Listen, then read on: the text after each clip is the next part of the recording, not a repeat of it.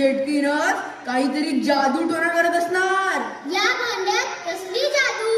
मला असं वाटतंय आपल्या गावाला जिवे मारण्याचा बेत दिसतो तिचा. पण तिथं कुठं दिसत नाही. कशी रे दिसते ती धोंड्या? मला काय माहित, मी थोडीच बघितलीये.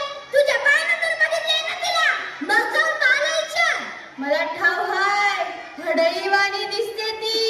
मोठी मोठी नख, नाक वाकडं, दिसाया येडीबाई, मोठालं डोळं,